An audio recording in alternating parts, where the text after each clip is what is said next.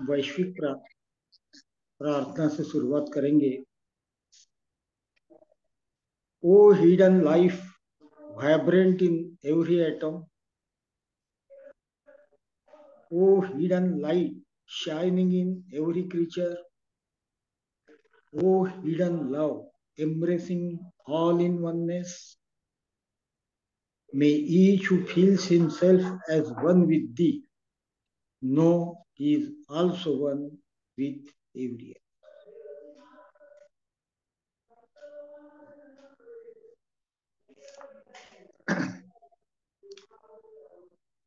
Indian section, मुख्यालय Varanasi, theosophical society Varanasi के द्वारा आयोजित इस सायं सभा में उपस्थित सभी भाई तथा बहनों का मैं on behalf of Indian section स्वागत करता हूं। इस सभा का प्रतिपाद्य विषय है आय के तेमिनी द्वारा रचित गहन गूढ़ ग्रंथ सेल्फ कल्चर का चैप्टर 14, जिसका title intellect and intuition, Hindi में उसको मन और बुद्धि दिया गया है। इस गहन विषय पर थियोसॉफी के एक सीरियस स्टूडेंट बंधु डॉक्टर राजीव गुप्ता जी आज विवेचन करेंगे, जिनका अल्प परिचय मैं यहाँ देना चाहता हूँ। आज के वक्ता बंधु डॉक्टर राजीव गुप्ता जी तथा थियोसॉफी के गहनतम ज्ञान के विद्यार्थी है। आप बहुत लंबे समय से थियोसॉफिकल सोसाइटी से जुड़े हुए हैं। वर्तमान में आप दिल्ली थियोसॉफिकल फेडरेशन के अध्यक्ष के रूप में कार्यरत है तथा Indian section Varanasi national lecturer भी। व्यवसाय से आप मेडिकल डॉक्टर है। अपने डॉक्टर के व्यवसाय में बहुत व्यस्त होने के उपरांत आप थियोसॉफी के दायित्वों को अच्छी तरह निभाते हुए थियोसॉफी के प्रचार प्रसार हेतु नित्य कार्यरत है। आपका यह बहुत उल्लेखनीय योगदान है। आज के सुविध वक्ता बंधु राजीव गुप्ता जी को आज के प्रतिपाद्य विषय पर प्रकाश डालने हेतु मैं आमंत्रित करता हूँ। डॉक्टर राजीव गुप्ता जी, धन्यवाद ब्रदर अशोक लंखड़नी जी, धन्यवाद बहुत बहुत। तो जैसे कि मुझे बोला गया है कि चैप्टर 14 पर बोलना है, और आई के तेमनी जी की जो किताब है तो सेल्फ कल्चर, उसको मैं शेयर करता हूं, जो मैंने पावर पॉइंट बनाया है।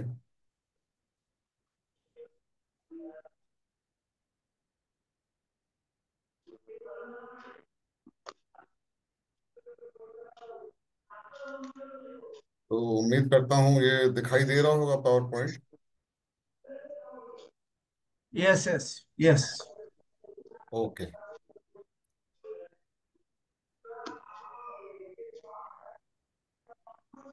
तो ये चैप्टर 14वां चैप्टर है, चैप्टर 14, मन और बुद्धि, जिसको के क्योंकि किताब इंग्लिश में है तो इंटेलेक्ट और इंट्यूशन कहा है। तो पहले पैराग्राफ में वो कहते हैं कि हमारे को जो रिलेशनशिप है, जो रिश्ता है मन और बुद्धि का, इसके बीच का हमें रिश्ता पता कर लेना चाहिए, और किस तरीके से ये आपस में अलग हैं, डिफरेंट हैं, इनमें क्या क्या फर्क है।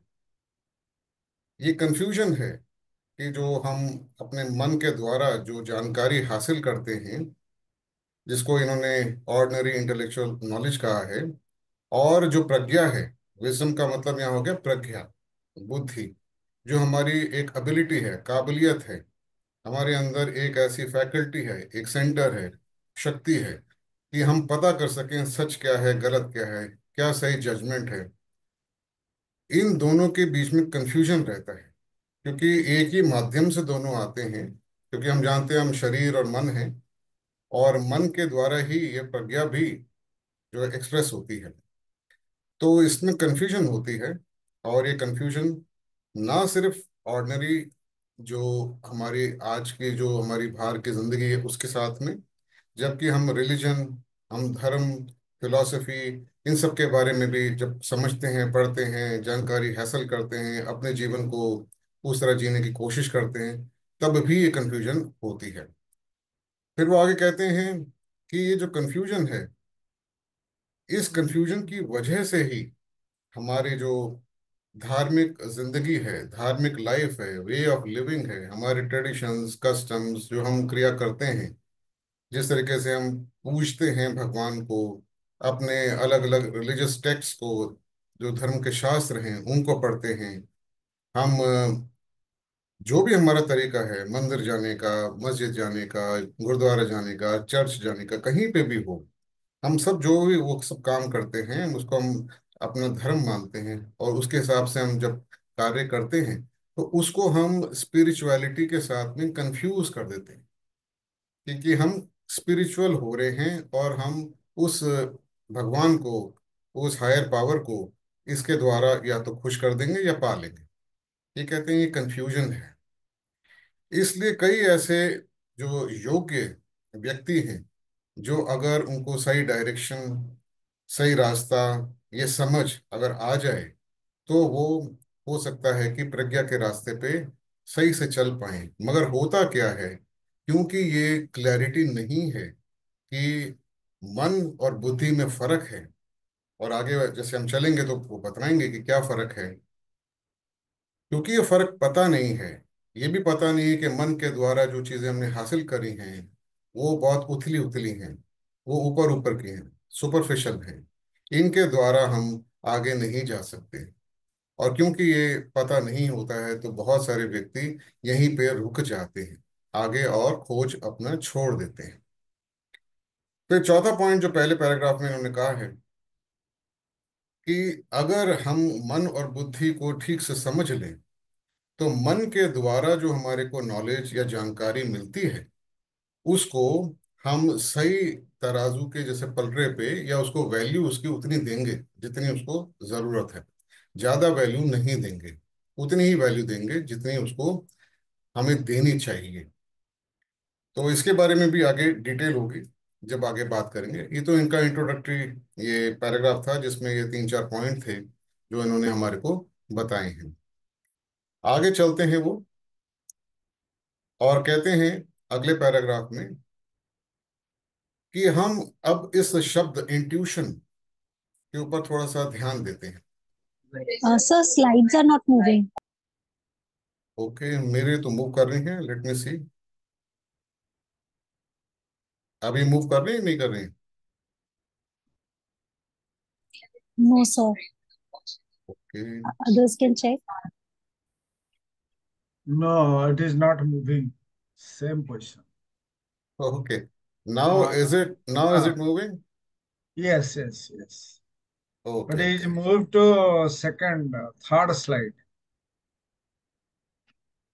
Now this was the slide I finished earlier, this was scene. ये सबको दिखाई दी होगी, इसके बारे में मैंने बात करी थी क्या नहीं करी थी? Sir, so we did not see the slide. हाँ, ओके ओके ओके ओके, अब फिर से मैं इसको दिखा देता हूँ। ये कहते हैं, ये जो पहला पैराग्राफ है इसके अंदर ये कहते हैं कि हमारे को, मैं इसको पढ़ देता हूँ, इंग्लिश में भी आसान हो जाएगा। It is necessary to go little further into this question of intellect and intuition and obtain a clearer idea about the relation of intellect and intuition and the manner in which they differ from each other। कैसे ये फर्क आपस में है इनका, हम इसको और गहराई से जानेंगे इस चैप्टर के अंदर। इनका रिलेशन क्या, उनके अंदर फर्क क्या है। दूसरी बात, वो जो पॉइंट है पहले पैराग्राफ में, वो कहते हैं there is a confusion between ordinary intellectual knowledge and true wisdom, और उसकी वजह से हम लोग ज्यादा एम्फोसिस, वैल्यू इंटेलेक्चुअल नॉलेज को देते हैं, specially related to religion and philosophy. तीसरा वो कहते हैं क्योंकि ये कंफ्यूजन है, इसकी वजह से हमें लगता है कि हमारी जो धार्मिक लाइफ है, जो रिलीजियस लाइफ है, जो भी हमारी फिलॉसफी है, वो हम स्पिरिचुअलिटी को समझते हैं और उसी से हम सेटिस्फाई हो जाते हैं, जिससे हम आगे गहराई में जा नहीं पाते हैं बहुत सारे लोग। और चौथा उन्होंने कहा है कि हमारे को ये जब समझ आ जाएगी, प्रॉपर अंडरस्टैंडिंग हो जाएगी जो इंटेलेक्ट और इंट्यूशन, मन और बुद्धि के बीच में, तो हमारे को इंटेलेक्चुअल नॉलेज को कितना जोर देना है, कितना उसको समझना है, कितना उसके ऊपर वैल्यू रखनी है बेसिकली, तो उस हिसाब से हम अपनी लाइफ के अंदर उसको इस्तेमाल करेंगे। तो मुझे लगता है अब तो शायद ये क्लियर हो गए होंगे, ये 4 पॉइंट्स लोगों को दिखाई दे गया है। अब हम चलते हैं सेकंड पैराग्राफ पे।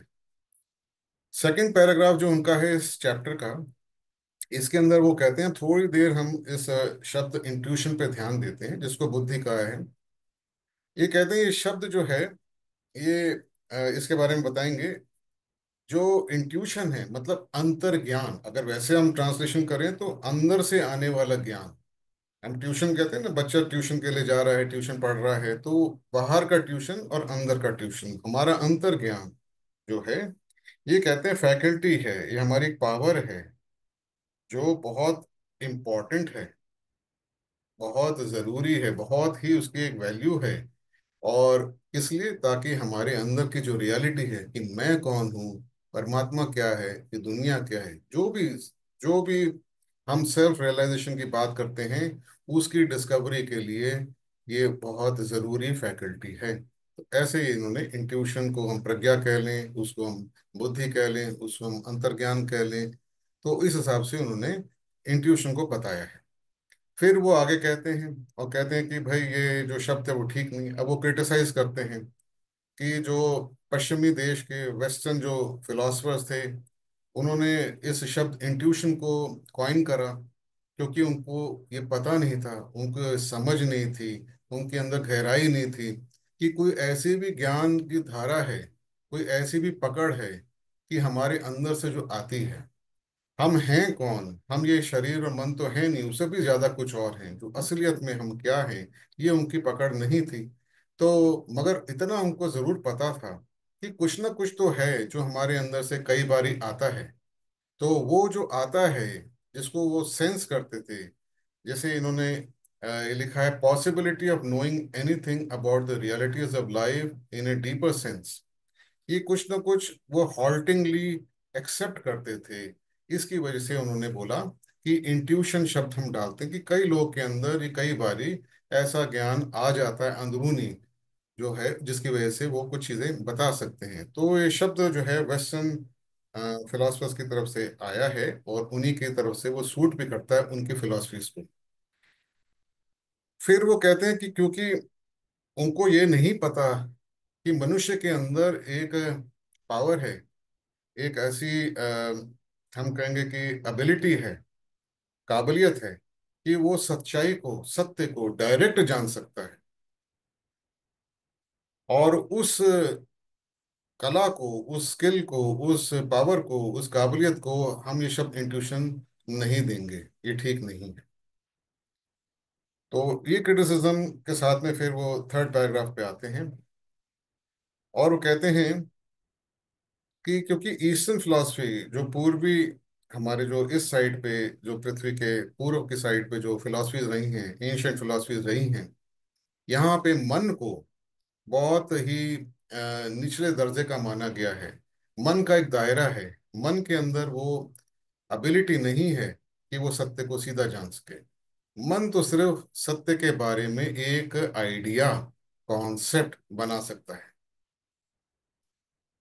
जबकि सत्य को जानना एज इट इज वो तभी हो सकता है जब हमारी चेतना उस ऑब्जेक्ट, उस प्राणी ऑब्जेक्ट, जो भी चीज है जिसका हम सत्य जानना चाहते हैं, उसके साथ में जुड़ जाए, मिल जाए, फ्यूज हो जाए। चेतना उस ऑब्जेक्ट की चेतना के साथ में मर्ज हो जाए। ये मन के बस का नहीं है, ये कुछ और है जो ये करता है।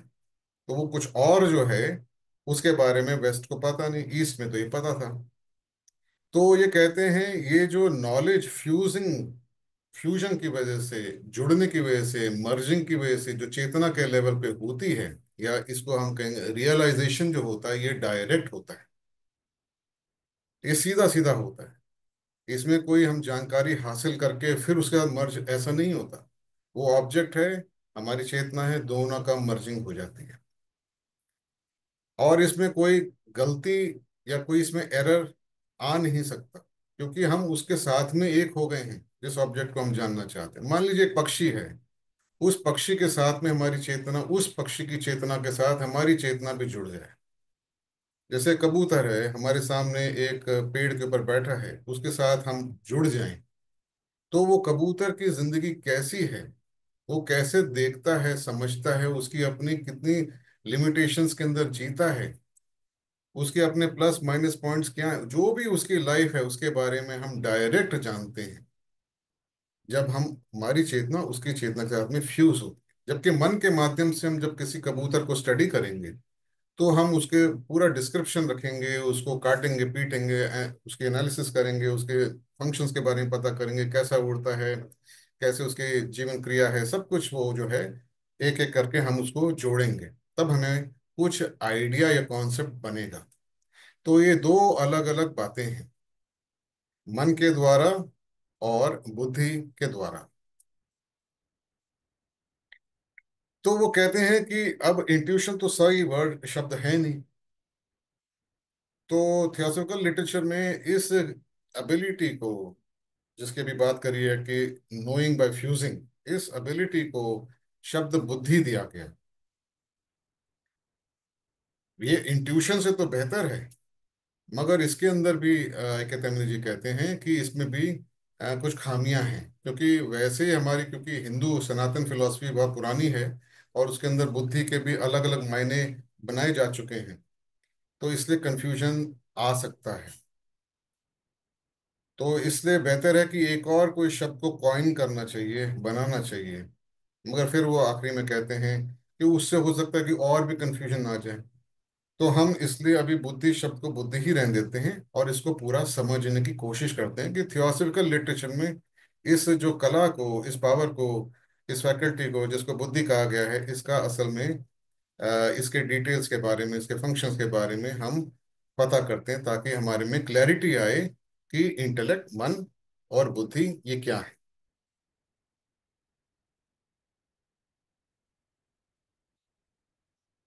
अब इसके लिए ये कहते हैं कि समझाने के लिए ये एक एग्जाम्पल देते हैं, और कहते हैं हम एग्जाम्पल के माध्यम से इन दोनों का फर्क समझने की कोशिश करते हैं, मन और बुद्धि।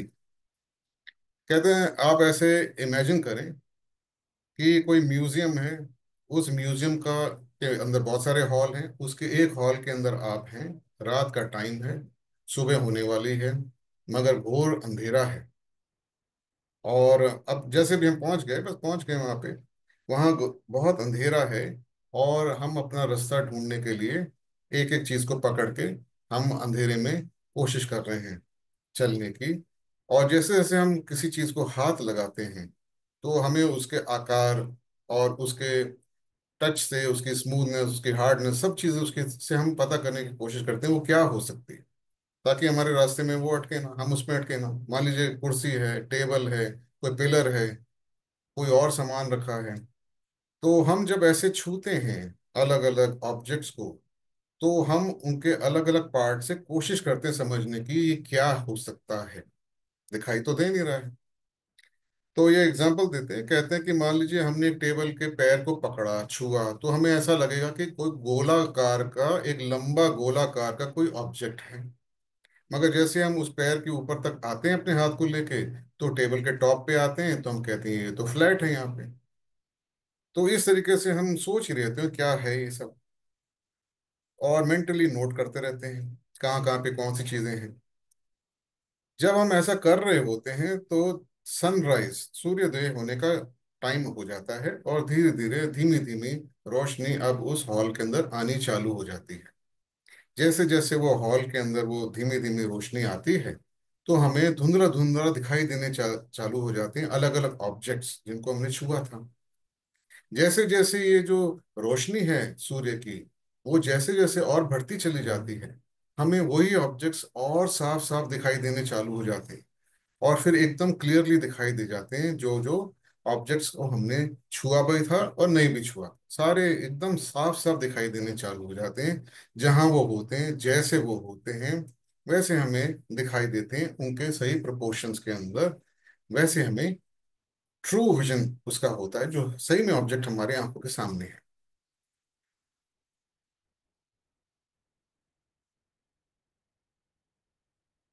तो इस चौथे पैराग्राफ में वो कहते हैं, इस एग्जाम्पल से हमें समझ में आ सकता है कि जो हम अंधेरे में जब टटोल रहे थे ऑब्जेक्ट्स को, वो तो हम मन के माध्यम से नॉलेज को गेन करने की, समझने की कोशिश कर रहे थे।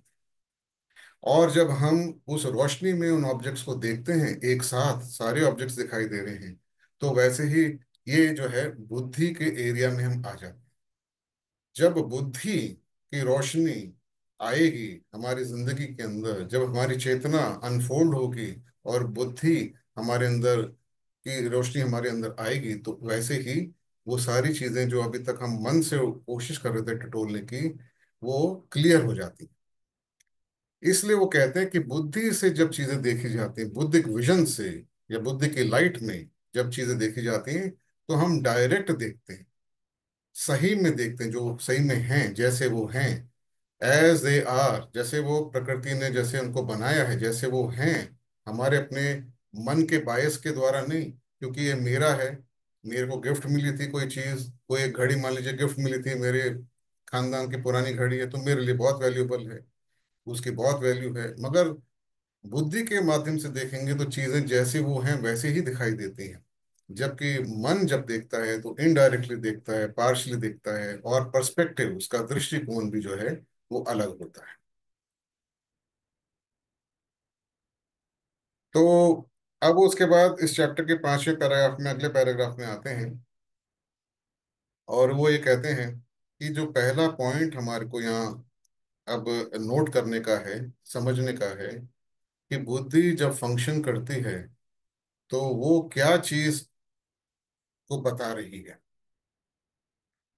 ऑब्जेक्ट के बारे में तो दिखाई रही है जैसे वो है, मगर उससे भी ज्यादा जरूरी जो है, उस ऑब्जेक्ट का रिलेशन, रिश्ता बाकी और प्रकृति में जो ऑब्जेक्ट्स हैं उनके साथ में क्या है।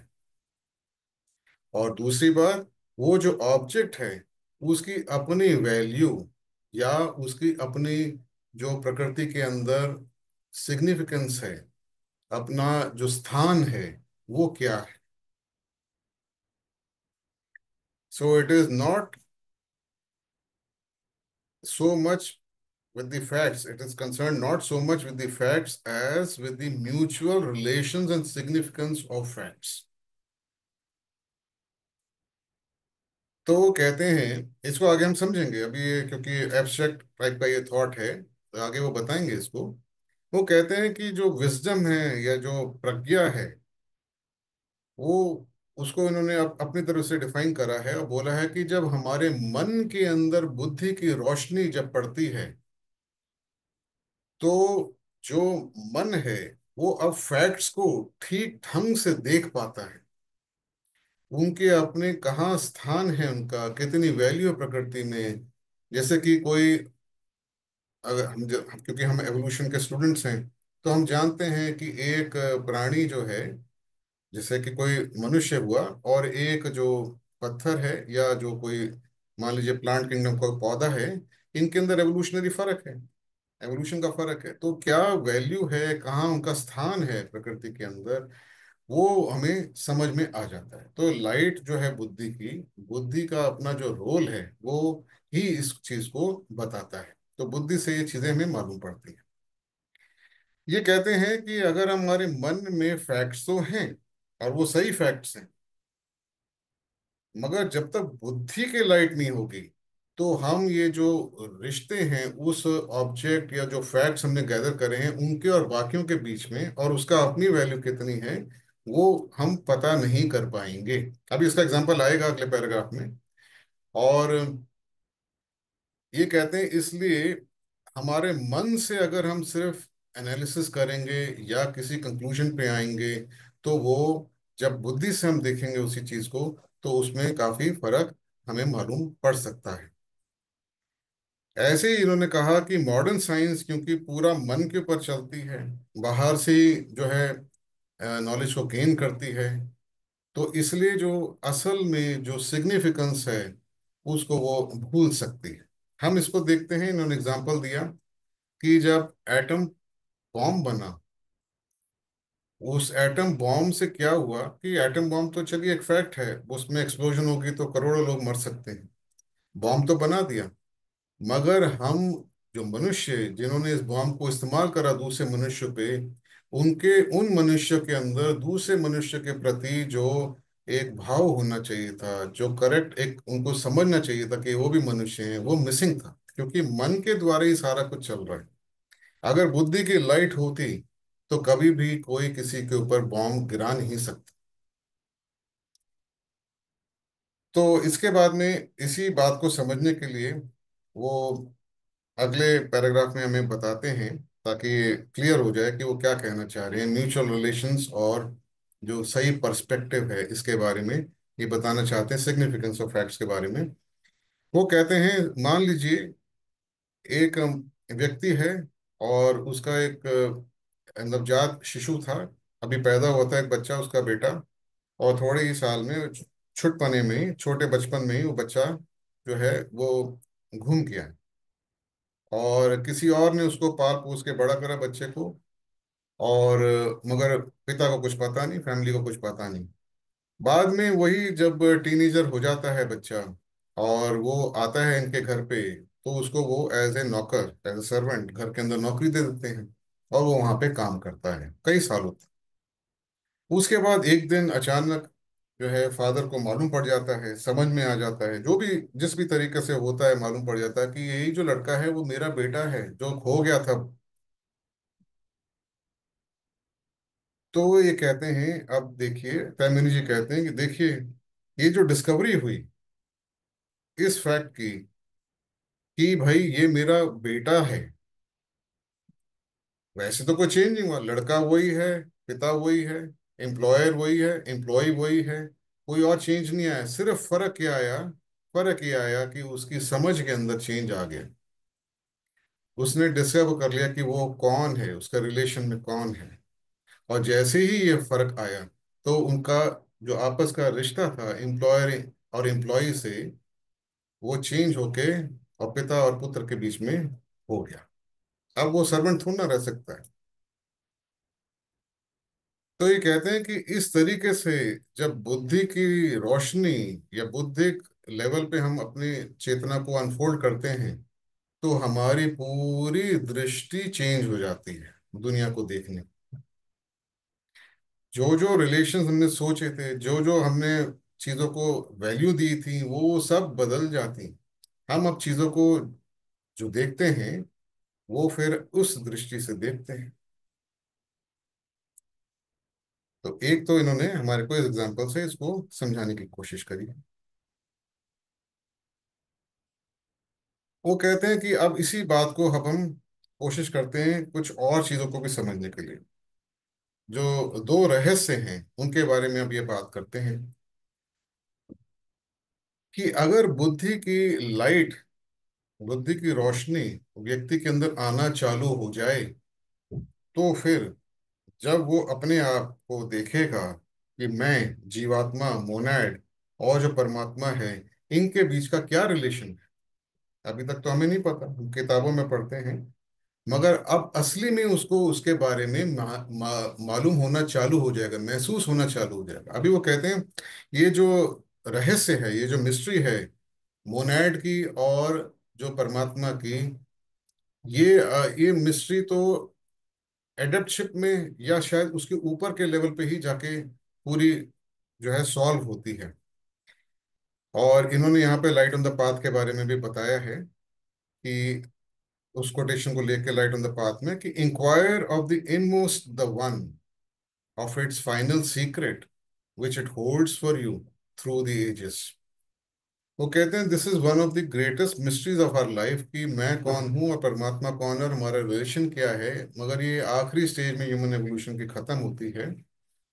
और बुद्धिक अनफोल्डमेंट से, बुद्धिक लाइट की जागृति में ऐसा होता है कि हम इसको सेंस करना चालू कर देते हैं, इसके बारे में हमें आभास होना चालू हो जाता है, इसके बारे में हमारे को मालूम होना चालू हो जाता है, इसकी डिस्कवरी हमारे अंदर स्टार्ट हो जाती है।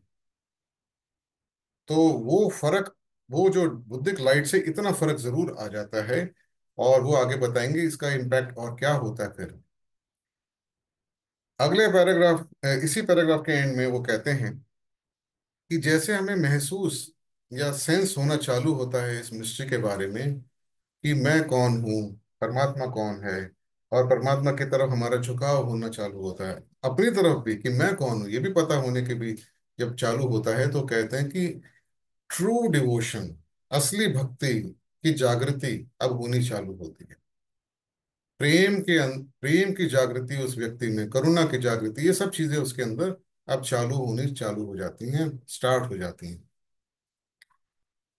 ये जो सेंसिंग है ये कुछ भी नहीं है, ये बुद्धिक लाइट या परसेप्शन जैसे जैसे बढ़ती है वैसे ही हमारा जो माइंड है, जो मन है, उसके अंदर ये रिफ्लेक्शन या उस पे असर आना चालू हो जाता है, और उसी से ये फर्क उस व्यक्ति में आना चालू हो जाता है। मगर ये इतना ज्यादा इफेक्टिव है, इतना ज्यादा पावरफुल है, जब बुद्धिक लाइट चालू होती है अपने को रिफ्लेक्ट करना या असर करना लोअर माइंड के अंदर, ये कहते हैं आखिरी लाइन में, it is enough to transform even the worst sinner into a real saint. कहते हैं कि अपराधी, घोर अपराधी जो है वो भी अगर हो, उसके अंदर भी जैसे ये लाइट आनी चालू होगी, वो फिर एक संत बनने के रास्ते पे आ जाता है।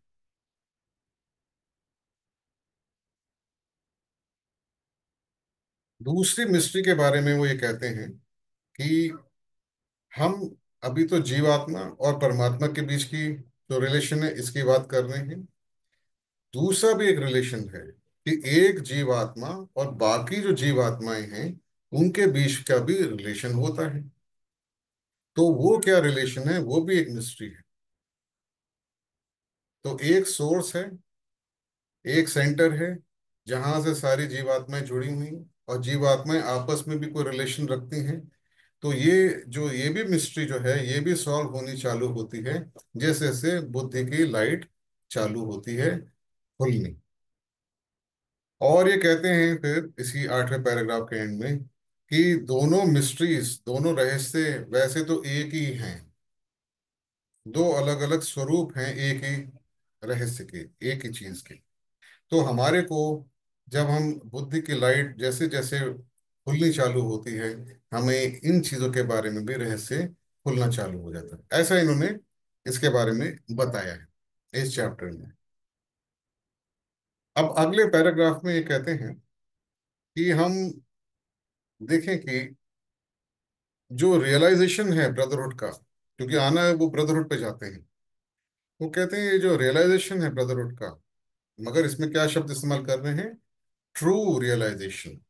जो सही मायने में हम ब्रदरहुड को अगर फील कर सकते हैं, एक्सपीरियंस कर सकते हैं सब के साथ में, वो इस पे डिपेंड करता है कि हम अपने जो जहाँ का सोर्स है, जो हमारा अपना दिव्य, जो प्रकृति ने हमारे को दिव्यता दी है, जो मैं हूँ, वो जो मैं हिस्सा हूँ उस सोर्स का। इन्होंने यहाँ शब्द फादरहुड इस्तेमाल करा है।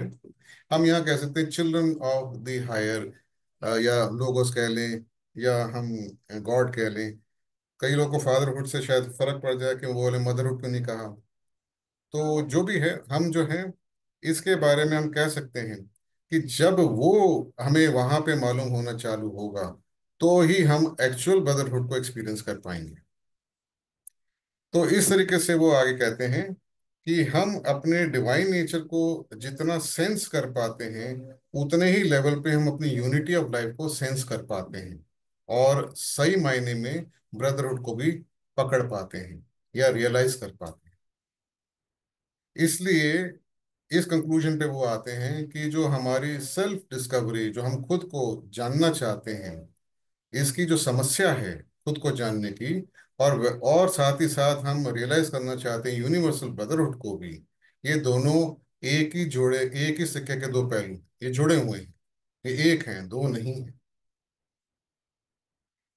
जब तक हमारे अंदर कुछ बुद्धि की लाइट इतनी नहीं जागृत होगी कि हम सेंस कर पाए, थोड़ा बहुत भी रियलाइज कर पाए तब तक हमारे अंदर ये जो ब्रदरहुड का जो कॉन्सेप्ट है, ये सिर्फ मानसिक लेवल पे, मन के लेवल तक ही रहेगा, एक आइडियल की तरह रहेगा। कि हाँ, जैसे कि हम एक पहाड़ के नीचे हैं, हम बेस पे हैं, और चोटी जो है वो ब्रदरहुड का रियलाइजेशन है, तो हम कहते हैं हाँ, हम है तो सही चोटी, तो है तो सही ब्रदरहुड। मगर हमने उस चोटी पे अभी हम गए नहीं, हमने एक्सपीरियंस नहीं करा पहाड़ के ऊपर, कि पहाड़ के ऊपर रहना का मतलब क्या होता है, वो एक्सपीरियंस क्या है। तब तक तो हमारे लिए कॉन्सेप्ट है। और ये कॉन्सेप्ट से एक फायदा जरूर होता है, कि हमारे अंदर जो है एक सिंपथी, काइंडनेस, हमारे अंदर एक नम्रता लोगों के प्रति, एक सहानुभूति, ये सब जो पॉजिटिव इमोशंस हैं, गुडविल, ये सब चालू हो जाते हैं। मगर ये उथले उथले होते हैं, ये अंदरूनी नहीं होते, ये उथले उथले होते हैं। जिसकी वजह से क्या होता है कि ये जो हमारा जो कहना कि मैं ब्रदरहुड हमारा है बीच में, ये मानसिक लेवल पे ही होता है। और अगर ये कोई जिसको हम ब्रदर कह रहे हैं, या जो दूसरे लोग हैं, हम अगर हमारे पर कोई हमारा नुकसान करते हैं या हमारे खिलाफ जाते हैं, तो ये जो हमने ब्रदरहुड कहा है, माना है, वो बहुत जल्दी टूट जाता है। हम भी किसी के खिलाफ बहुत आराम से हो जाते हैं, हम भी अपनी वायलेंस दिखा सकते हैं, तब हम भूल जाते हैं ब्रदरहुड के बारे में। तो ये ऑर्डिनरी फॉर्म ऑफ ब्रदरहुड, इसको वही कहते हैं। और ये मन से ही है सिर्फ। तो ये ब्रदरहुड के बाद में अब ये अगले पैराग्राफ में हमें बताते हैं कि सिर्फ बुद्धि, फैक्ट्स की आपस में रिलेशनशिप और उनकी वैल्यू, जो फैक्ट्स की है, ऑब्जेक्ट्स की है, प्रकृति में जो भी चीजें हैं, सिर्फ उनके बारे में नहीं बताता। एक चीज और इसके बारे में पहले बात करी जा चुकी है, अब उसके बारे में फिर वो वापस आके बता रहे हैं।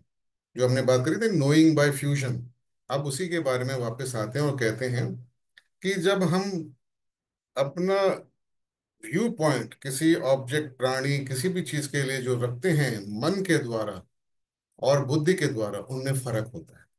पहले भी बात करी, हम पक्षी को देखते हैं तो हमारा जो, अगर सिर्फ मन के द्वारा हमने उसको पक्षी को जाना है, तो वो एक अलग व्यू पॉइंट होगा। और जब हम, हमारी चेतना उस पक्षी के साथ जुड़ गई है, तो एक अलग व्यू पॉइंट होगा, जो कि सही व्यू पॉइंट है।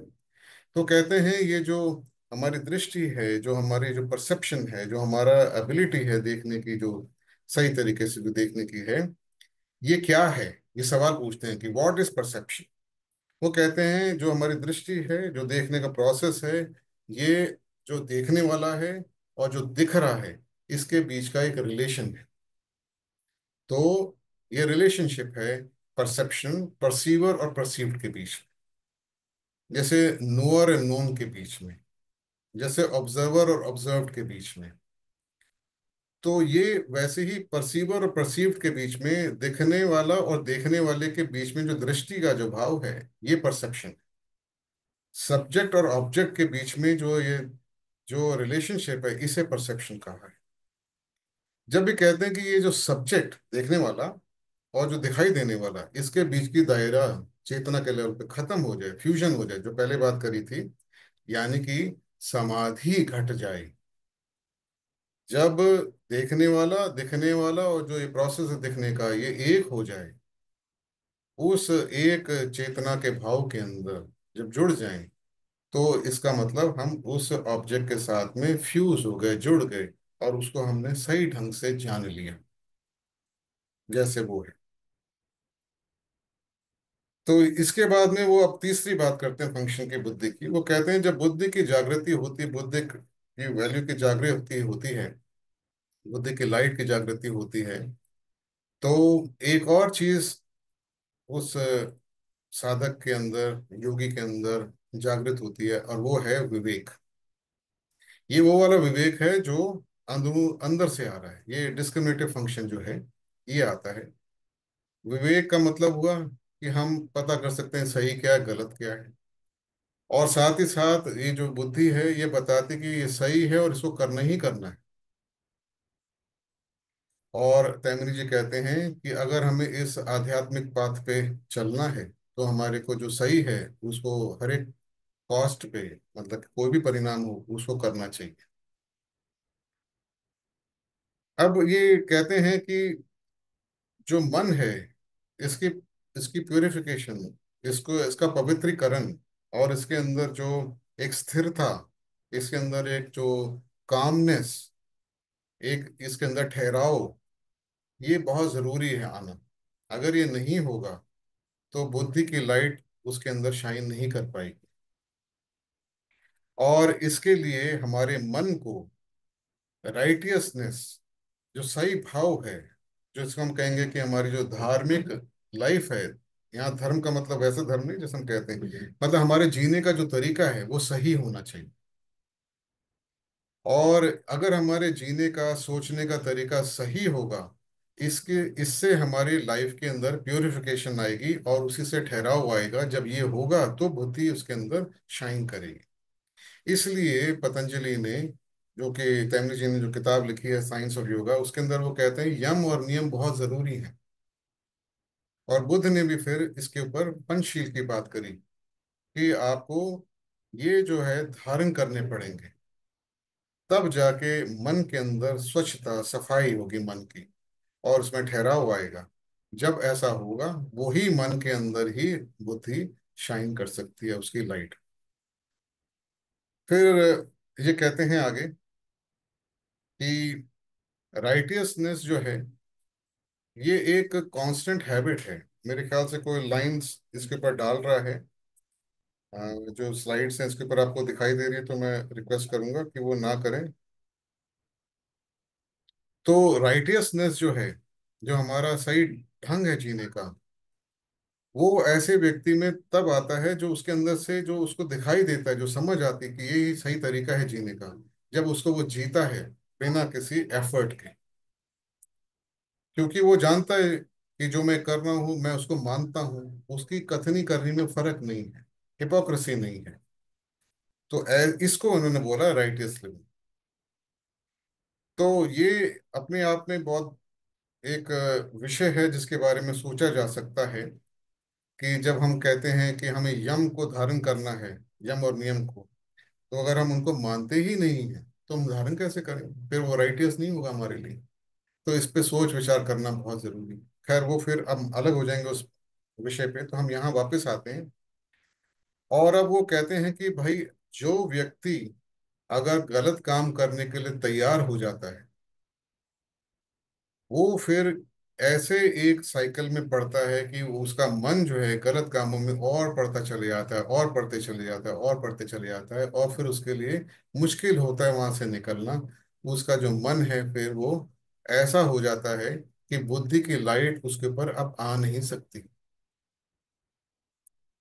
जैसे कि कटोरा है और बारिश हो रही है, तो कटोरा हमने सीधा रखा हुआ है तो पानी उसके अंदर आएगा, भरेगा। अगर कटोरे को उल्टा कर दो तो पानी उसके अंदर भरेगा नहीं, वो बाहर ऊपर से टकरा के निकल जाएगा। तो जो व्यक्ति गलत कामों में लगे रहते हैं, उन लोगों के की बुद्धि को जागृत होने में बहुत मुश्किल होती है। वैसे ही जो व्यक्ति सही काम कर रहे होते हैं, चाहे कोई भी परिणाम हो, ऐसे व्यक्तियों की बुद्धि जो है वो जल्दी, धीरे धीरे करके उसकी लाइट या उसकी रोशनी आना चालू हो जाती है उनके मन के अंदर। और वो जो ये जो विवेक की शक्ति है, इसको ठीक से जो है वो उजागर कर देती है, मेच्योरिटी पे ले आती है। विवेक जो है, साइंस ऑफ योगा में आई.के. तैमरी जी ने कहा है कि उसकी स्टेजेस होती हैं विवेक की। एकदम स्टार्टिंग में ही एकदम विवेक नहीं होता, वो भी एक फूल की तरह है, वो धीरे धीरे फ्लावरिंग करती है उसके लिए। तो इसका फर्क क्या पड़ता है जब बुद्धि की लाइट मन पे पड़ती है और विवेक शक्ति जागृत होती है, जिसको उन्होंने जब पूरी जब खिल जाती है पूरी विवेक की शक्ति, तो साइंस ऑफ योगा में तेमनी जी ने शब्द बोला है विवेक ख्याति। और जब स्टार्ट हो रही होती है उसको कहा है उन्होंने दीप्ति ज्ञान। तो जब ये पूरी की पूरी खिल जाती है तो क्या होता है, ये काफी हद तक भी ये लाइट जो है जब मन में आ जाती है, तो क्या होता है कि ऐसा व्यक्ति एकदम, जैसी कोई सिचुएशन उसके सामने आती है तो उसको एकदम मालूम पड़ जाता है कि क्या सही है और क्या गलत, सोचना नहीं पड़ता वो। इसलिए वो कहते हैं it enables us to know almost instantaneously in each situation what is the right thing to be done.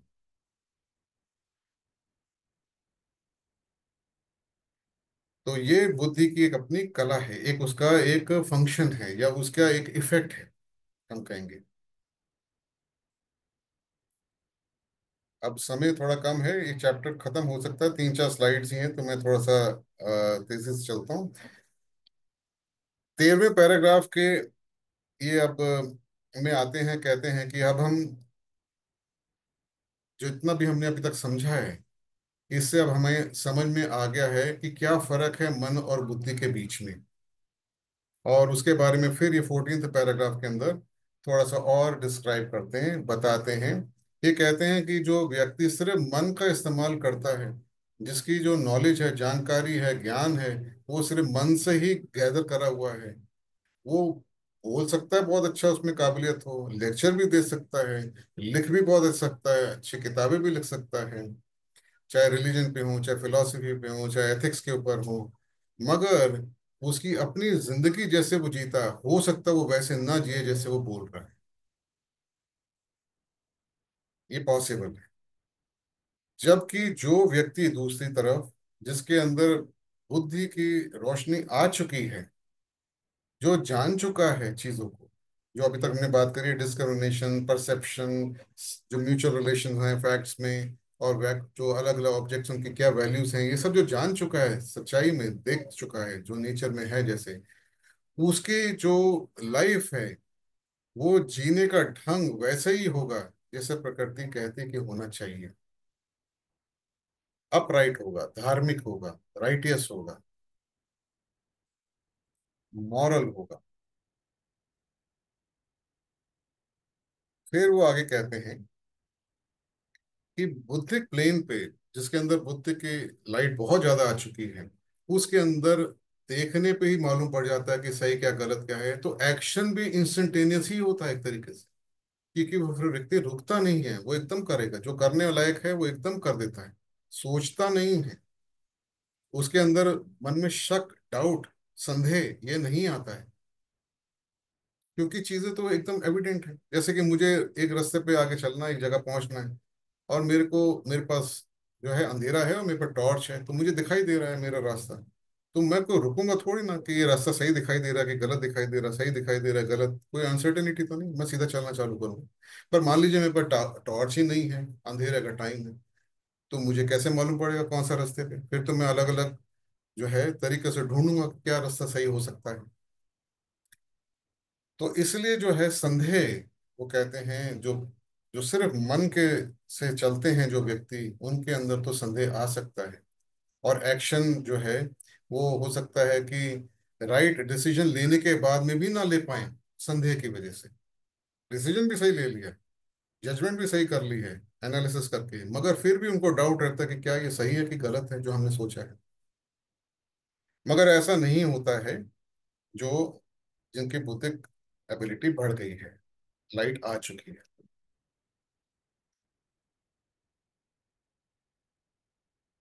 तो फिर ये आगे उसी बात को कह रहे हैं कि जब हम ज्ञान प्राप्त करते हैं मन के द्वारा, तो हमें एक एक करके उसको जोड़ना पड़ता है। जैसे मैंने कहा ना, पक्षी के बारे में, कबूतर के बारे में हमें पता करना है, तो कबूतर के बारे में हम पढ़ेंगे, समझेंगे, धीरे धीरे करके जोड़ेंगे, इंफॉर्मेशन को लेंगे, तब जाके हमारे को उसकी एक पिक्चर तैयार होगी, समझ होगी उसके अंदर कि क्या है वो चीज। मगर जब बुद्धि होती है तो बुद्धि तो सीधा पता कर लेती है, सीधा उसके साथ में जुड़ जाती है, तो एक ही क्षण के अंदर वो क्या चीज है उसके बारे में उसको मालूम पड़ जाता है, और सही मालूम पड़ता है जैसे प्रकृति में उसको रखा गया है। बायस नहीं होता, कंफ्यूजन नहीं होता, डाउट नहीं होता, डायरेक्ट नॉलेज होती है। इसलिए ये कहते हैं वन पेनिट्रेटिंग फ्लैश ऑफ बुद्धिक perception can change completely the life of a man and make him see the realities of life in a manner which is not possible even by devoting many lives to the study of the deeper problems of life.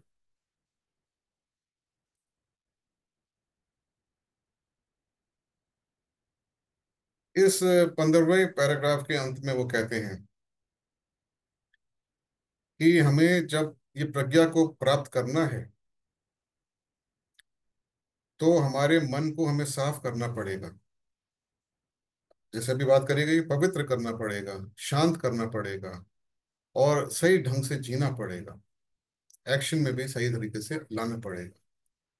तब ऐसा करते करते हम अपने अंदर जाते जाते हम डीपर जाएंगे और उस ऊचरी स्थल के चेतना को टच करेंगे, उसके बाद फ्यूज होंगे, अनफोल्ड करेंगे, जो कि, और या हम पैसेज खोलेंगे मन और बुद्धि के बीच का। तो ये वो कहते हैं कि अभी तक जो बोला गया है 16वें पैराग्राफ में, वो कहते हैं इससे जो स्टूडेंट है उसके मन के अंदर ये क्लैरिटी आ गई होगी, सफाई से उसको समझ में आ गया होगा, क्लियर हो गया होगा कि क्या करना है उसको, कैसे अपने आप को जो है डिवोट करना है, कार्य करना है, मन का मतलब क्या है, जो जानकारी वो ले रहा है मन से उसकी वैल्यू कितनी है। तो इस तरीके से वो अपने आप रास्ता ढूंढेगा कि हमें प्रज्ञा को कैसे डेवलप करना है, क्या सही तरीका है प्रज्ञा को डेवलप करने का, और जो उसकी नॉलेज है उसमें कितनी नॉलेज मानसिक है और कितनी एक्चुअली प्रज्ञा या इंट्यूशनल है। तो इसके लिए इन्होंने फिर कुछ क्वेश्चंस रखे हैं अपने चैप्टर के अंत में। वो कहते हैं कि हम ये 7 क्वेश्चंस अपने आप से पूछ सकते हैं, किसी को बताने की जरूरत नहीं, इसी से हमारे को कुछ चीजों में क्लैरिटी आ सकती है। वो कहते हैं अपने आप से हम पूछें कि जब हम अपने कोई डिसीजन लेते हैं जो कि सही डिसीजन है, तो क्या हमें कुछ हिचकिचाहट होती है, हमें लगता है कि हमें अभी एक्शन नहीं, अभी नहीं लेना चाहिए, थोड़ा रुक जाएं, थोड़ा और देखें, क्या हमारे को उसमें अंदर हेजिटेशन होती है। दूसरा क्वेश्चन ये कहते हैं कि जब हम सही सही डिसीजन लेते हैं तो क्या हम उनको एक्शन में डाल लेते हैं सीधा।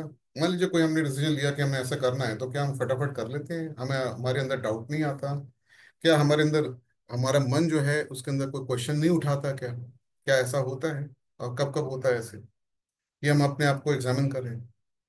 फिर तीसरा क्वेश्चन ये कहते हैं कि जो हम जजमेंट कर चुके हैं, एक कंक्लूजन पे आ चुके हैं, हम किसी बिलीफ सिस्टम को पकड़ चुके हैं, किसी चीज में कन्विंस हो गए हैं, तो क्या वो बार बार चेंज होती रहती हैं।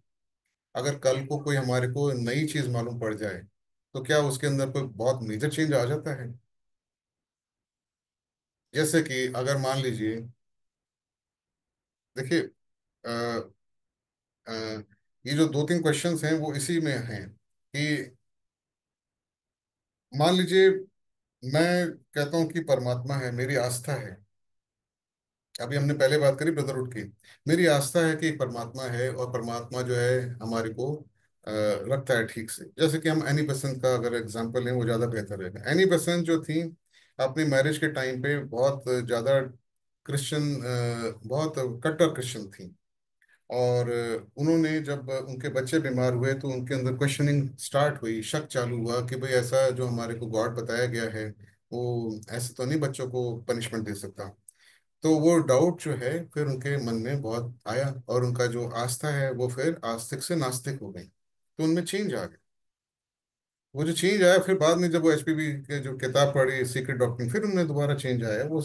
तो वो एक अलग बात है। तो यहाँ पे हमारे साथ भी ऐसी बात हो रही है, क्या हमारे अंदर कोई बड़ा चेंज आ सकता है जैसे जैसे हम लोग को नई नई चीजों के बारे में मालूम पड़ता है। फिर आखिरी 2 क्वेश्चंस में जैसे वो कहते हैं कि हमें क्या, जब हमारे को कोई चीज के बारे में सोचना होता है, डिसीजन लेना होता है, तो क्या हम भागते हैं दूसरे लोगों पे पता करने के लिए कि भाई हमारे को जरा समझाओ कि क्या है ये, हमें समझ में नहीं आ रहा है।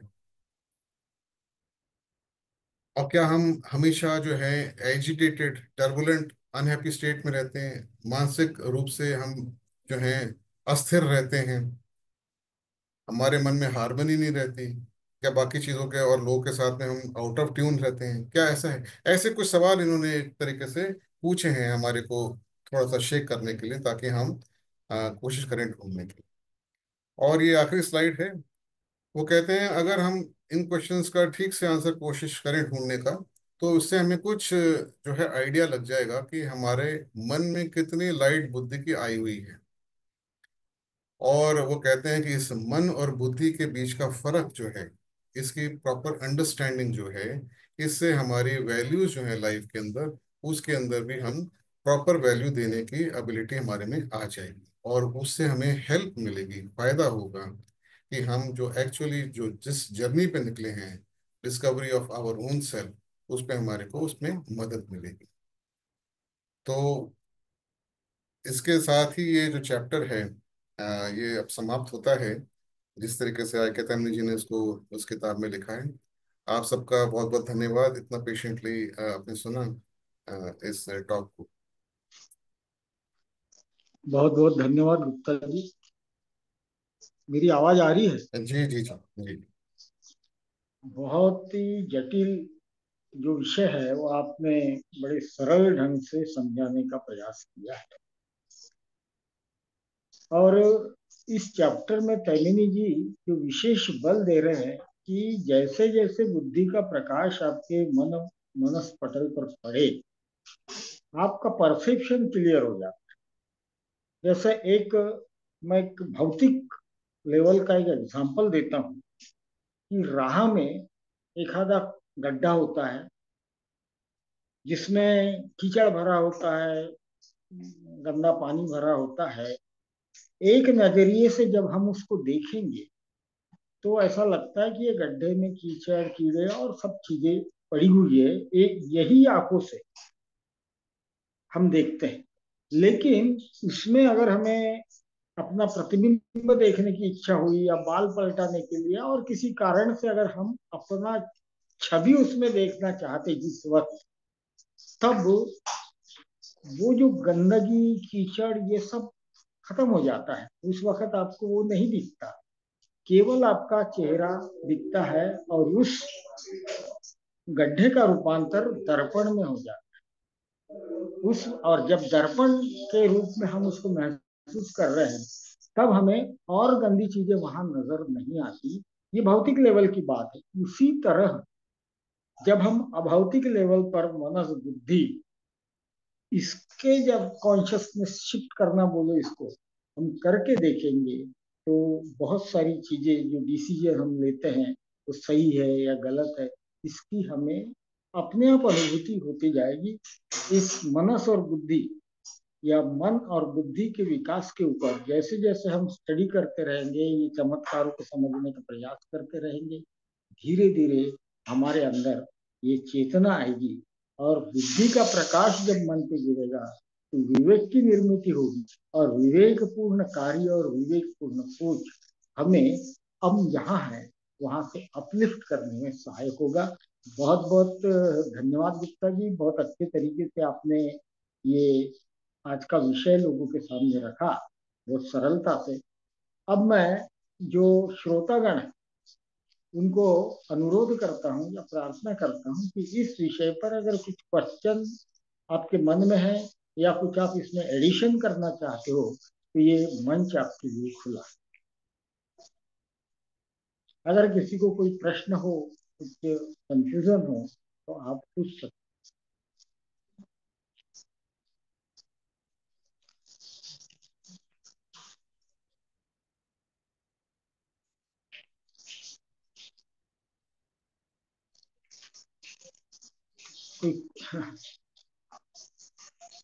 कोई प्रश्न, कोई उत्तर या कोई एडिशन भी कर सकते हैं आपकी तरफ से, जिस तरह से मैंने एडिशन किया आप भी कर सकते हैं इस विषय पर। तो डॉक्टर साहब कोई क्वेश्चन नहीं निर्माण हो रहा है या कोई एडिशन नहीं निर्माण हो रहा है? नंदू महापात्रा जी इस पर कुछ आप कहें? सर आए। यस, नमस्कार। नमस्कार। यस सर, राजीव जी का हमें बहुत अच्छा लगता है। यूट्यूब पे भी हमने सेशन देखे और उनका जो समझाने का तरीका बहुत अच्छा है। And I am fan of Rajiv sir, you can say that much. I am from Goa and here now Goa में थियोसॉफिकल लॉज हमने चालू किया है और under the guidance of Marathi federation, पुनो लॉज के गाइडेंस है हमको। बहुत अच्छा, बहुत थैंक यू अच्छा। Very much, thank you. Goa में अभी एक न्यू लॉज स्टार्ट। अच्छा, बहुत धन्यवाद।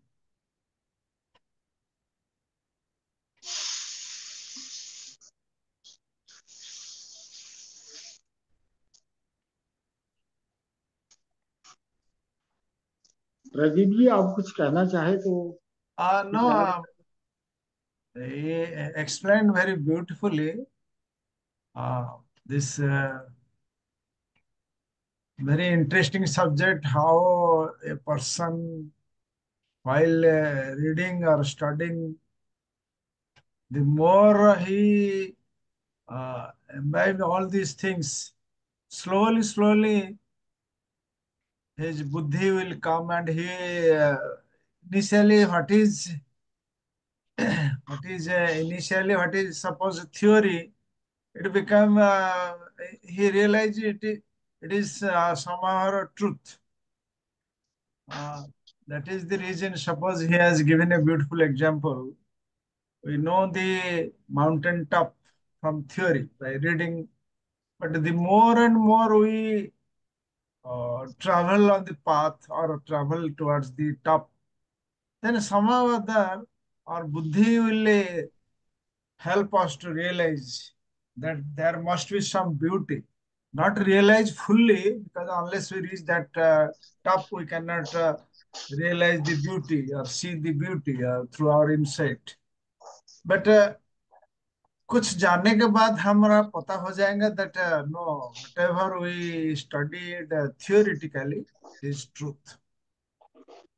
And there are 7 questions which is also one can ask oneself how far he is in the process of evolution. Very beautiful chapter. Thank you, Dr. Sir. Thank you. Yes. Rajiv ji, namaskar.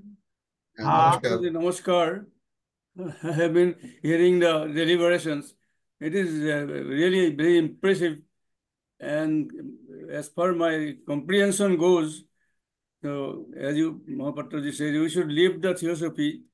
Automatically things will be clear. The purity of your mind, which is brought by all these the sermons and all, really it's very good, and you have explained very nicely. Thank you after a long time. Thank you. Thank you.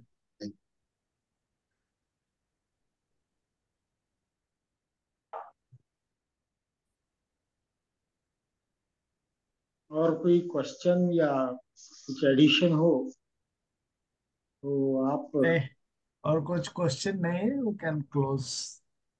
तो प्रार्थना राजीव जी करेंगे. Closing ठीक है, prayer. ठीक है, ठीक है. तो प्रेयर करते हैं. Universal prayer. O hidden life, vibrant in every atom. O hidden light, shining in every creature. O hidden love, embracing all in oneness. May each who feels himself as one with thee know he is also one with every other. Thank you brother. Thank you very much. Thank you. Thank you. बहुत Pradeep. अच्छा राजीव जी, बहुत Thank अच्छा you. Explanation. Thank you. Thank you.